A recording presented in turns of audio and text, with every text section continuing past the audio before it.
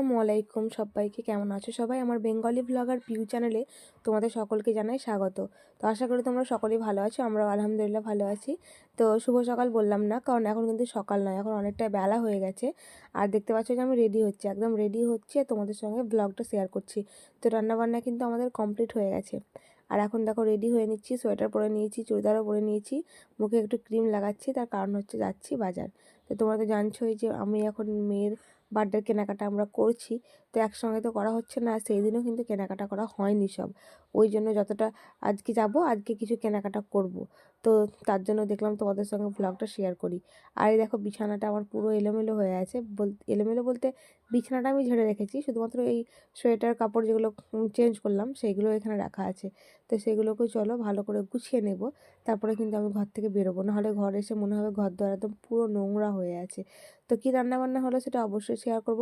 রান্না করে আমরা সবাই গোসলও করে নিয়েছি। তো চলো এখন বাজারে যাওয়া যাক। আর বাজারে যে কেন যাচ্ছি সেটা তো তোমরা বুঝতেই পেরেছো, যে মেয়ের আবার কেনাকাটা করার জন্য। তো মেয়ের সব কিছু কেনাকাটা তো কমপ্লিট হয়নি, আর একদিনে হবেও না। তো সেদিন তো দেখতেই পেলে তোমার দাদাভাইয়ের হাতে সময় ছিল না বলে বেশি কিছু কিনতেই পারিনি। তো মেয়ের শুধু জুতো নিয়েছি, আর হচ্ছে কি মেয়ের ড্রেস নিয়েছি বার্থডে। তো তোমাদেরকে এগুলো দেখানো হয়নি এখনও, তো দেখাবো ইনশাল্লাহ। চলো সব কিছু কেনাকাটা সারি এখন। আর এই দেখো আমার পাটায় কিন্তু ব্যান্ডেজটা লাগানোই আছে। তোমরা হয়তো ভাববা অনেকেই যে এই পা নিয়েই চলে যাচ্ছে, তো কিছু করার নাই, দেখো যেতেও হবে সামনে, যেহেতু মেয়ের জন্মদিন, কিছু কেনাকাটাও তো করতে হবে বলো। তো অনেকটা আল্লাহর মতো কমেছে, ওই জন্য আমি যেতে পারছি, একবারে না কমলে তো আমি যেতে পারতাম না। আর ওই দেখো যে জ্যাকেটটা মেয়ে পরে আছে আমার, সেই জ্যাকেটটাও নিয়েছিলাম, তোমার দাদা ভাইয়ের সঙ্গে গেছিলাম তখন, হাফ জ্যাকেট। তো ওটা ওকে পরিয়ে দিলাম, বাইরে খুব একটা ঠান্ডা নেই, ওই জন্য হাফ জ্যাকেটটাই পরিয়ে দিলাম, তখন গরমে করবে। আমরাও সোয়েটার পরে নিয়েছি, এখন বাইরে কিন্তু গরমও লাগছে। তো দরজায় তো ভালোভাবে তালা টালা মেরে দিলাম, তোমরা দেখতে পেলে। আর চাবিটা দিয়ে দিলাম হচ্ছে আমার মামিকে, কারণ আজকে আমাদের আসতে দেরি হয়ে যেতে পারে অনেকটাই।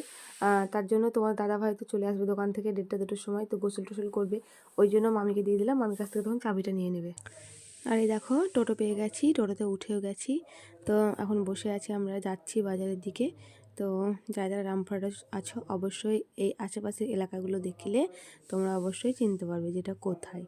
তো দেখো দেখাচ্ছি আমি, যারা দেখছো রামপুরহাটে, আমি জানি না রামপুরহাটে দেখছো কি, তবুও আমি দেখালাম একবার। তো চলো এখন যাওয়া যাক বাজারে। তো প্রথমেই যাচ্ছি, দেখো আমরা হচ্ছে জুয়েলারির দোকান, তো এই গলিতেই জুয়েলারির দোকানটা। তো চলো তোমাদেরকেও দেখাই জুয়েলারির দোকানটা। তো জুয়েলারির দোকানে যে কাজটা আছে সেই কাজটা কমপ্লিট করব, তারপরে বাকি কেনাকাটাগুলো করে বাড়ি যাব। তো চলো দেখতে থাকো, সঙ্গে থাকো। চলে এলাম 11:30টার দিকে, এখন বাসছে হচ্ছে 2:51, তো 3টে বেজে গেল। এতক্ষণ ধরে কেনাকাটা করলাম, কি কি কেনাকাটা করলাম এখন তোমাদেরকে সত্যি কিছুই দেখাবো না, একদম সব কেনা হয়ে যাক তারপরে তোমাদের সঙ্গে শেয়ার করব। তো চলো এখন খেয়ে নিব। নুরায় নিয়েছে একটা ঢোল, তো এখন ঢোল বাজাতে ব্যস্ত। দেখে একবার ঢোল বাজিয়ে এসছি, দেখো ঢোল ঢোল বাড়ি থেকে করছিল যে ঢোল নিব। আর যা যা কিনেছি সব পরে দেখাবো।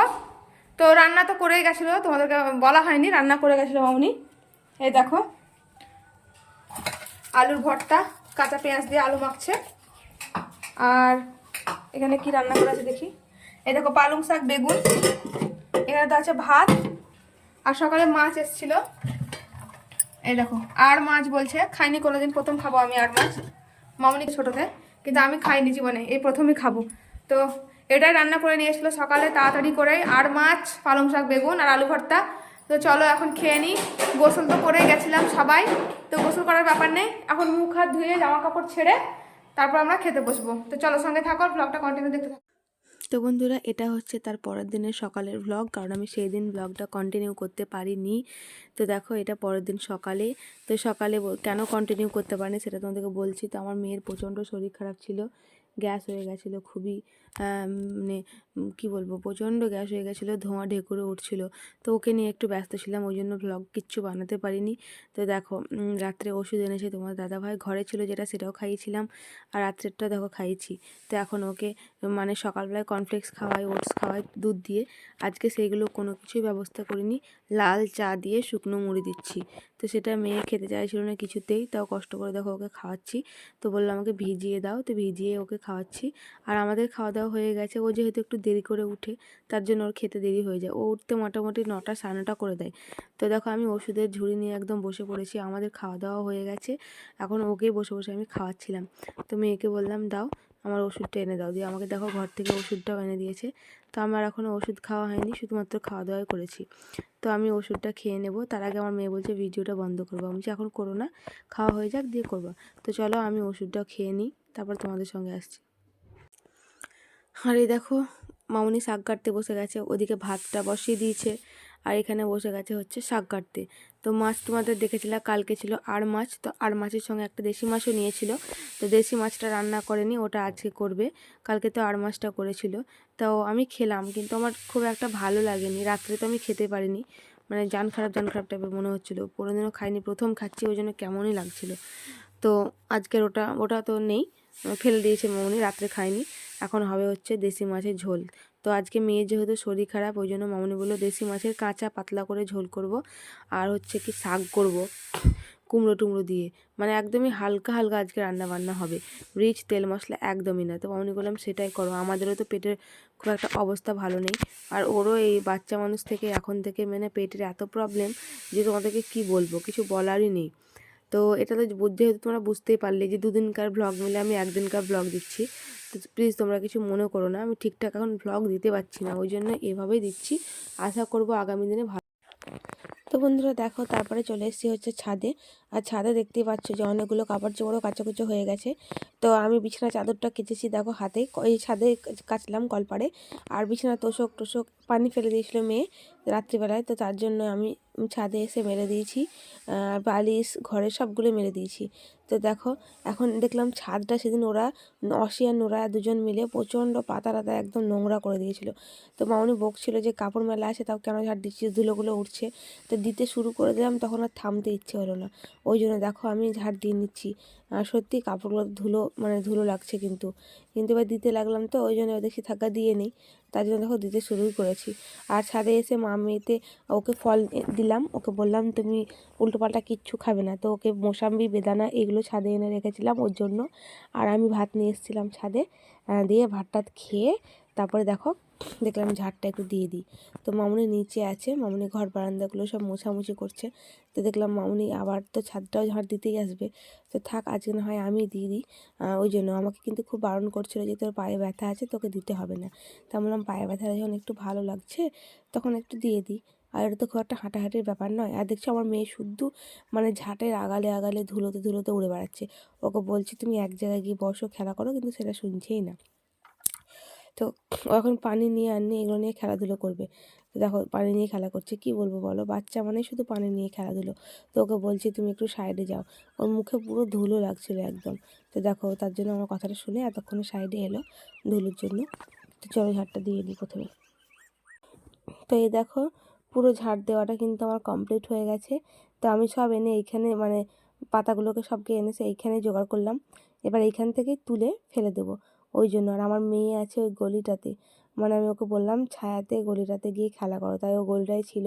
তো ওকে বললাম তুমি গলি থেকে একটু বের হও, আমি গলিটা একবার ঝাড় দিয়ে দিই, দিয়ে তখন তুমি আবার গলিতে খেলা শুরু করবে।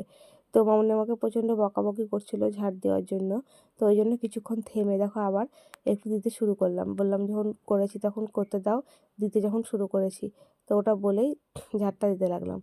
আর এদিকে মেয়ে তো খেলা করছে বালতি নিয়ে বোতল নিয়ে, ওকে বললাম নিচে যাও, ছাদে এত রোদ, মানে কি বলবো তোমাদেরকে, নিচে ঠান্ডা লাগছে আর ছাদে প্রচণ্ড রোদ লাগছে, মানে রোদে টেকাই যাচ্ছে না, সোয়েটার ফোয়েটার তো পরে থাকতে পারছি না, প্রচণ্ড মানে রোদটা খুবই একদম কড়া তেজালো রোদ।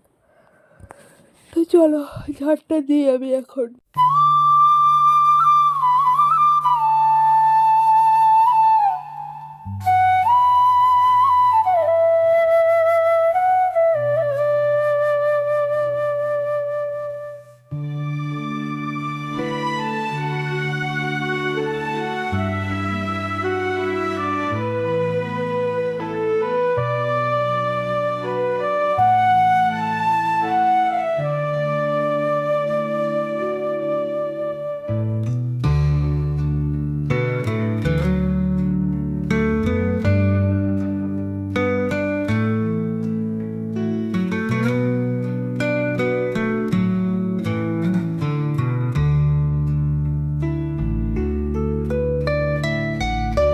চলো বন্ধুরা, আজকের ব্লগটা এই পর্যন্ত। দেখা হবে ইনশাল্লাহ নেক্সট ব্লগে।